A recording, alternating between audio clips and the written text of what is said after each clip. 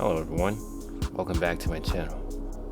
Now today, I'll be going over an idea that I had for power generation involving the use of hot air balloons and turbines. So, in my free time, I'm animating all my ideas and deciding to post them to the internet so I could hear what other people have to say about these. So what we have here is basically a flying windmill, although it's a lot more complicated than that, and there's a lot more moving parts and things that need to be maintained.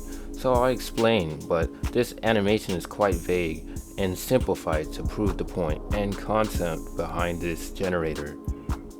Now I know I'm not the best at my craft in terms of animation, so I'll stop and fill in the details and parts I intentionally left vague, but I'll go through and explain things more clearly for you guys. This design will be quite vague, but hopefully through this animation you will get the point that I'm trying to convey here. So now let's move on with the video and we will learn how this generator works. So here we have the full assembly: the balloon, the turbines, the base, and the mechanism for transferring hot air into the balloon. So let's zoom in. My idea that I had for the balloon would be a material that's quite insulative and very stretchy, which will be hard to come by, but I'm pretty sure out there's something that can meet our needs. The reason why I want the balloon to be highly insulative and really expansible is that the balloon needs to ascend to high heights, and the higher you go, the colder space gets around you, especially at high altitudes above 10,000 kilometers, which was what I was planning the max altitude for this balloon to reach. Now, that might sound overly ambitious, but I bet there's other methods that we can use to help control the heating and the temperature inside the hot air balloon. We will look into those right now. Now zooming in on the elevation control, the two copper pipes you see in front of you help control the height of the balloon. Now I didn't provide any indicators, but note that either of the tubes can be used for either function.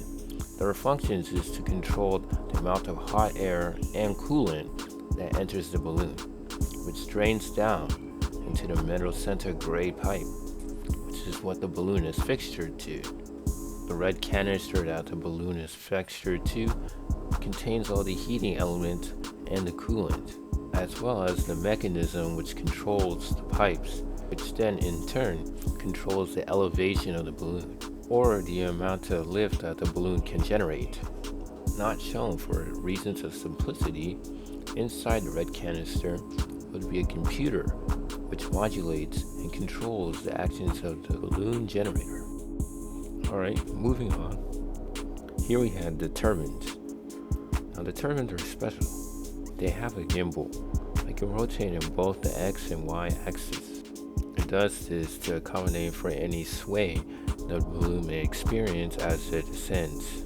This design feature ensures that the power output of the turbines is at its maximum by making sure that the flux of the wind passing over the turbine blades is highest at all times.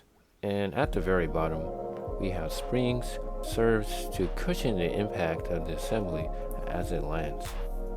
This sky blue fixture or pole is just a mount for the whole assembly and how it transfers power from supercapacitors indicated by the neon green boxes beneath the turbines, which will be discharged and stored in a battery or supplied directly to an off-site grid.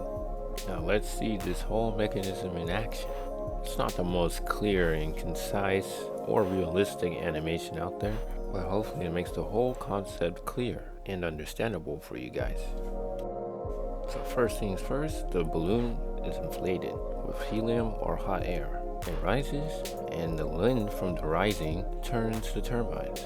Once it reaches a certain elevation, onboard circuitry which would trigger the descent mechanism, which basically injects coolant into the balloon, and the balloon will cool, contract, and it will lose buoyancy.